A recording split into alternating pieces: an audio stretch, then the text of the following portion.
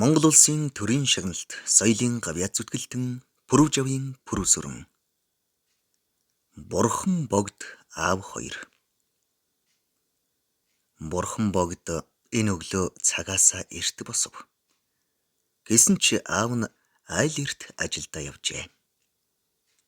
Бор дүрхэн тавилгатай жижигхэн байшин нь цэвэрвхэн.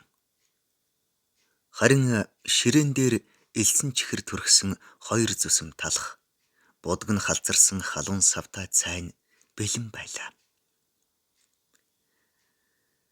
Бурхан богд өглөө болгон ийм он дуугаад хичээлдээ явдаг юм.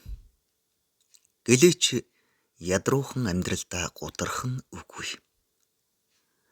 Харин муу аавыгаа л их өрөвддөг байлаа. Тэр мэдээ орсон цагаасаа л аавтайгаа хамт өссөн юм. Бурхан богд чихэр түрхсэн зузаан талхаа хар цайгаар даруулан тухтайхан зажлах зураа бага насаа дурсан санав. Тэднийх хоёр өрөө өвлийн бас зуны том дүнзэн байшинтай ногооны жаахан талбайтай сайхан хашаатай байсансан. Тэр багаасаа усаа зөөж, түлээгээ хагалж, ногооны зэрлэг зулгааж, ер нь ажилд сурсан юм. Аав нь насаараа л манаач хийж явжээ. Бурхан богд ядуухан айлын хүү боловч өлсөж цангаж, юухан хийхнэр дутаж явсангүй. Хүүдээ амиа тавьдаг аав нь өөрийнх нь төлөө аль байдгаа тэмтэрсээр иржээ. 10 хэд хүртлээ аавынхаа өвөрт унтаж билээ. Аавынхаа туранхай цээжинд наалдан, дотн сайхан үнрээр нь амьсгалан унтах юутай жаргалтай. Гэртээч манааны шовгортч аавтайгаа байхаас сайхан юмгүй. 9-р ангид орсон жил аав нь өсч дассан байраа шинэ хорооллын хаяа түшсэн энэ өмгөр байшинтай жижигхэн хашаагаар солив. Хүүгээ дургуйцахад миний хүү удахгүй дээд сургуульд орно. Мөнгө хэрэгтэй гэжээ. Тэгээд хүүгээ дагуулan явж зөрөөнд авсан мөнгөө банкнд хадгалуулад үлдснээр нь хувцс хунар авч өгчээ. Өнгөрсөн хавар жижигхэн хашааныхаа нэг болонд дагдаршсан газар хаглан нүдэж зөөллөд ойрхон газраас хар шороо үүрч зөөн хольж жаахан төмс байцаа тарьсан нь овоо ургажээ. Гэвч мөнгө өдөр болгон юмны үн нэмэгдэж байгаа болохоор мах талах хаяахан авах сүүндж өвгний тэтгэврийн мөнгө хүрэхгүй. Өнгөрсөн 100 бурхан богд нэг дэлгүүрт ажигч хийж цөөн хэдэн төгрөг олсон боловч юун удах вүлээ. Гэтэл өнгөрсөн намраас аав нь ажилтай боллоо. Өглөө хар үүрээр явна. Харин бурхан богдыг эрэхт нь гэртээ хүлээж суудаг байв. Хаана ажилдаг юм гэхэд нэг компанид хашаа цэвэрлэдэг юм гэжээ. Нэг удаа "Ава, би 10 төгсөөд ажил хийнэ" гэхэд эцэг нь ихэд сандарч "Миний хүү тэгж яаж болох вэ? Би хүүгээ дээд сургуульд оруулна. Өөр шигээ хүн болгохгүй. Аав нь хүүдээ дандаа баярлж явдаг шүү" гэд хоолойн зангирчээ. Өвгөн мөнгөний гарц гээд тамхинасаач гарчхав. Өнгөрсөн 100 бурхан богд анхныхаа цалинг аваад аавдаа нэг шил архи авч өгчээ.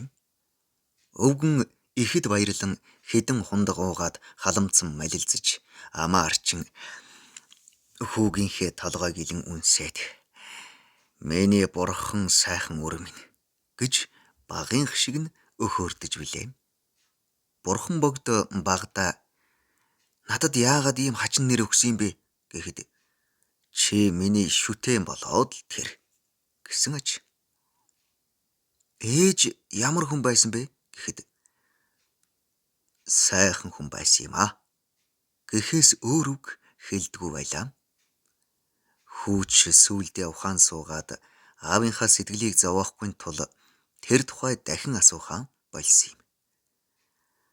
Харин хүүгийнхээ авчирсан архинд халамтсан тэр орой миний хүү том ир болжээ. Аав нь удахгүй өнхрөөд өгнө. Хүүд минь сурсан эрдмэл хэрэг болно шүү гэж сургамжлаад хэсэгхэн дуугүй сууснаа ихээр санаа алдаж. Би хүүгийнхээ ээжийг даанч мэдэхгүй юм да гэжээ. Бурхан богд бүр гайхаж юу гинэ гэвэл миний хүү одоо мэдж явдаа. Хань минь өөд болж би гэдэг амтэн Эли балаа явсаар 1 жил өнгөрч байхад нэг өглөө муу байшингийн минь довжон дээр үлгийтэй хүүхэд байж байсан юм да. Тэр бол чи. Ингэж би хүүтэй чи аавтай болсон хэрэг. Бурхан ханы минь сүнсийг хүү болгож над дийлгээж гэж сүсэглээд чамд ийм нэр өгсөн юм гэж хуучилжээ. Бурхан богд үүнээс хойш аавыгаа уламж өрөвдөж жаргаахсан гэж хүсэх болсон юм. Тэр ундаа бууж гэрээ цэвэрлээд гарав. Бурхан богд сургуульд орсон цагаас хойш сайн онцоос өөр дүн авч байсангүй. Үүнд аав нь дандаа баярлаж миний хүү эрдэмтэн болно хэмээн бахархна. Хүүч аавыгаа баярлуулж байхын тулд мэрийсээр 10 төгсгөд хэдэн сар үлдээд байгаа нь энэ. Бурхан богд өнөөдөр зам хазаав. Өчигдөр ангийнхаа үрхдэг охин өнөр цэцгийг дайрч очих. Тэр нь гаднаа хүлээж байх болцоо тавьсан юм байж. Нэг байрны хажуугаар өнгөрч явтал өглөөний бүүдгэр гэрэлд 2 хүн хог ухаж байгаа нь харагдав. Хүү ядуу хүний зовлон гэж бодоод өнөр цэцгийнхээ болзоонд яаран цаашлалаа. Дараагийн байрны хогийг бас нэг хүн ухаж байна. Санаандгүй ойртож яваад зог тусав. Аавынх нь ажилдаа өмсдөг хувцас. Зогсоод ажиглав. Хог дотроос пижүний хэдэн шил 2-3 төмөр лааз гарган уутанд хийж байна. Хөдөлж явах нь яг аав. Бурхан богдын дотор палхийн өнөө компани хашаа гэдэг нь гэж бодогдонгууд гүүх шахуу очиж чичирхийлсэн хоолоогоор аава гэтэл өвгөнд цочиж төмөр дэгээгээ хан хийлгэн унгаад хэсэг алмаарин харж зогсов. Тэгээд нүрээ тагласан ам хүчний цаанаас миний хөө гэж захирдсан хоолоогоор дуугарлаа. Та яаж байгаа юм бэ? Аав нь шил лазал түүдэг юм. Өөр юу ч автгүй. Аава хари. Миний хүү сургуультай яваа. Үгүй. Би ажил хийнэ. Ийм хэдэн үг солиод Бурхан богд аавыгаа сугдан эргэв. Өвлийн жаварт өглөө аав хүү хоёулаа уйлж явлаа.